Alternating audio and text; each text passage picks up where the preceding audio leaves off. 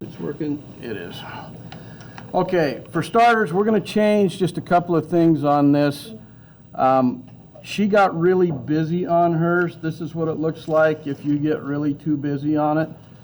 See how that's, you know, by the time you finish that project, it will be May of 2027. Okay, it would take a long time to finish that. So we want to be careful that we don't get too much scribbled on our paper. But you do need a fair amount on there. The other thing on that, she talked about don't end a line anywhere in the interior. You have to make sure your lines go and then go off the paper and don't end inside. That is true. You do want to do that. Now, if you want to focus on some challenge or stress in your life, that's fine too.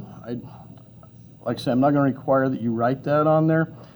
But when we do this, we want to start with big, broad strokes at first, so that kind of gives us something more like this as opposed to total chaos like that. Okay? So this is what I mean. And you want to kind of keep an organic flow going. So when you do this, and you don't need to copy mine exactly, it's just showing you how to loop through it. You start at the edge, come in, start making some pretty big loops. You can change the direction, but make sure you go off the page at the end.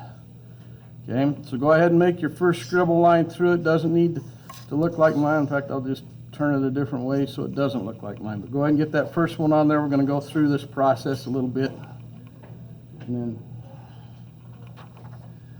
hopefully everyone will have something they like. If it turns out you hate it, the reason we're doing this in pencil instead of ink first is if you do need to erase something, you'll be able to erase it. We're going to go straight from pencil to colored pencil, and then we will go with the ink pen last. Okay, Eli? Not right now. We'll go to the ink pen last on it, okay? So you'll finish it with the ink pen, but for now, we're just doing the pencil part. All right, so now we need to come in, bring something else in here. I'm going to come from an area that I didn't have anything in. It's okay if they overlap. In fact, it's good if they do. Okay? And at this point, I don't have anything coming on or off, either right or left, or top or bottom very much in the center part. So that's where I'm going to go in now. I'm trying to break up every area. I don't want a huge area like this or a huge area like that that doesn't have any lines in it. So I'll come right in here, right in the middle actually. I'm going to make sure that I come over and make sure I get something that goes in the center of my paper. Now it's getting a little chaotic, so I got to be careful not to get too much more right in here.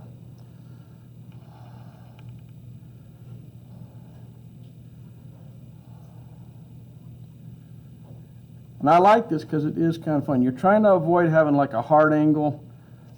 You want to try to avoid having something that looks like this going in it. Okay, you don't want, that's not organic. Okay, those are hard angles. You want to make sure everything just kind of loops, and that's gives you a hard angle. So be a little careful. Make sure it's looping around. It's all organic, just all loopy like. Okay, you'll be a little loopy by the time you finish this, but it will look cool. All right, now I'm going to come in from the right side. I'm going to just turn it this way because it's easier for my hand to move this way because I don't have anything in here. Bring some up in there, and I didn't end in it, so I'll bring it all the way out to the end. Now I've filled up this edge of my paper pretty good.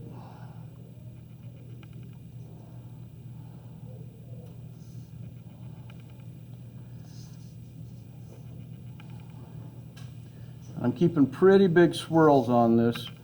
Okay, right in here, I don't have anything going off the edge between here and the corner, so I'm going to come right in the middle of it. I'm going to bring one that comes off and then comes back in, back off. Now I've broke it up a little bit, and then I think I'm going to bring one more swirl in here just to break up this little corner down here. Then I'm going to throw something a little different in here. Okay, right now we have,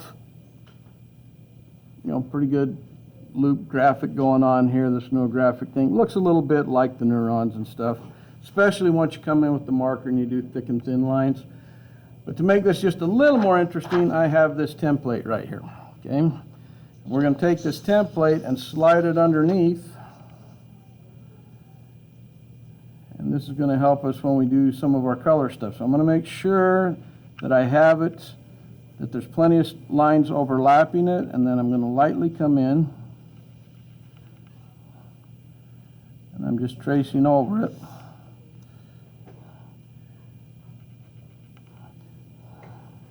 This doesn't have to be 100% perfect, just close. Besides that, you're going to come over it with an ink pen later.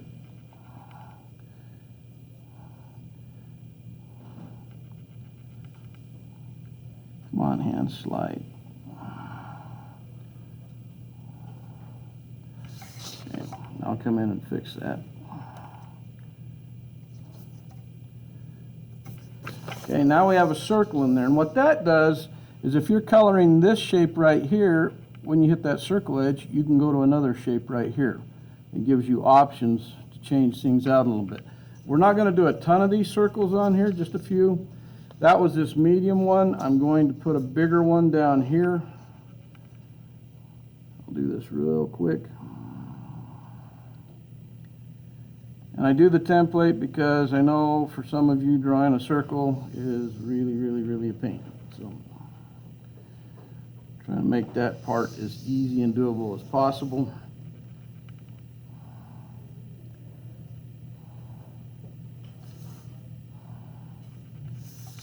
And I've got medium, a large, and then I'm going to put this one here. I'm not going to use these, and I don't suggest you use those. They're kind of small. I'm going to do one kind of just a little off-centered from the middle. I don't want it perfectly centered. Actually, I think I'll put it down here. Yeah, I'll put it right down here. Just trying to make sure I keep things fairly balanced on my drawing.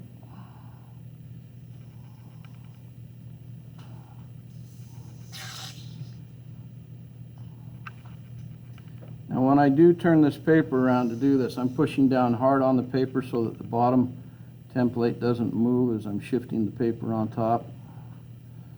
You're going to cause yourself some issues. All right. Now before you get the circle templates and start, let me just show you kind of how to go about coloring this in. And I'm going to keep this relatively short so that you can get going. You want to start with your lightest color first. Also, this is not the time to use black, gray, or brown. Just kind of throw those out. This is supposed to be bright, vibrant colors on all of this. So I think for this first one, I'll go with like a light green.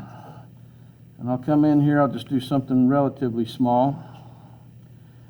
And you can go with more than one color. In fact, you can go up to 3 colors inside of one area. This one I'm going to go light green to start with. Keep it pretty light. Not going to press real hard, so just like when you shade, keep your lines close together. And then I'm going to come in with a blue over the top of that. Because blue and green go together fairly well.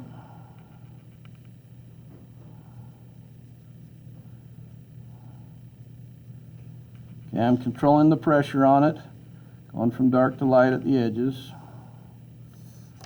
And then I will take Kleenex. I'm just going to smooth it slightly. I'm not going to rub real hard on it, just enough to kind of smooth it out a little bit. So I got a nice blue-green in here, and then I'm going to come over here on this side, and I'm going to cover this with yellow. I can go fairly fast because I'm going to do the whole thing in yellow.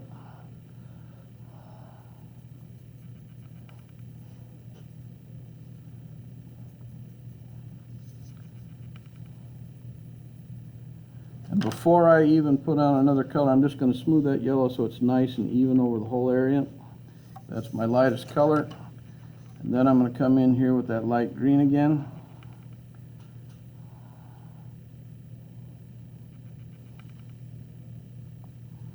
Going on the outer edge to start with. Now these colors are similar, but they will contrast with each other a little bit because I put that yellow on there first. Would have been much better if I would have sharpened this pencil, but we're just going to make do.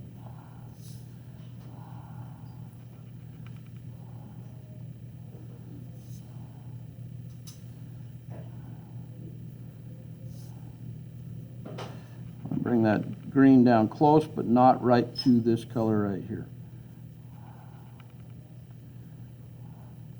Because I don't want them blending together. Come back in with blue, and I could use a different blue. In fact, I think I will. Just find one real fast, if I can find one real fast. If I can't, I'll just stick with my same blue.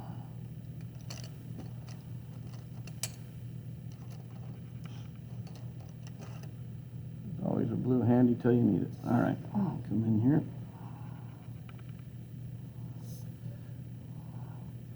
Much darker blue instead of the light blue.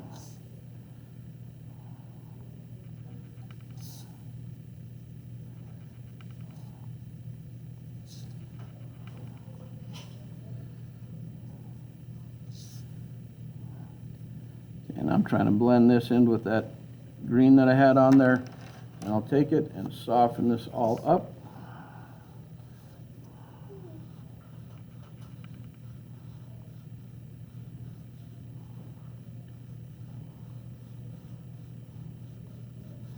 Okay, now I have two different colors there, but they're similar. This is kind of like Easter colors when you get going. It's like doing Easter eggs each time you go into a section. Now, once this is all colored in, the entire thing, this is what you would do.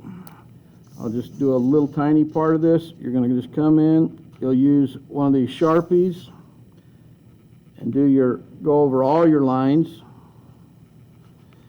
And the more you can do it without having to pick your pen up, the better your lines are going to look. But sometimes you got to pick it up a little bit.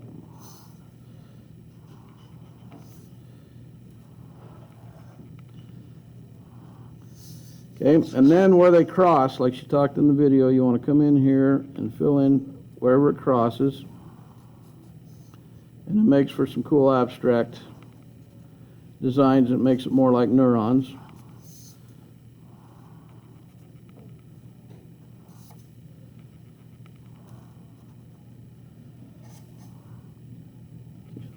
Put one right there. Now you'll notice my line's kind of lumpy right now. Come back in, clean it up. And that's why I have these markers with the little tiny end too, because it makes it easier to come up if you need to just change an edge and smooth it out. It's a lot easier to do on your final part with the smaller marker than the larger tip that's on there. Now this might look pretty easy just in the demonstration, but once you get going on this, you'll find out, oh, you actually got to slow down and pay attention to what you're doing, or it's going to end up looking really, really, really rough, and that's not what you want on this. It needs to look like smooth transitions. But it does make quite a difference on what the finished product looks like when you have that black border around it afterwards. It's actually really cool. Let me go ahead and pause this.